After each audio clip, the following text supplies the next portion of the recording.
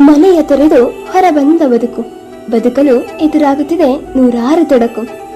ಎಲ್ಲೆಡೆ ಹುಡುಕಿದರೂ ಮರಳಿ ಸಿಗದ ಆ ಬದುಕಿನ ಸಂತೋಷ.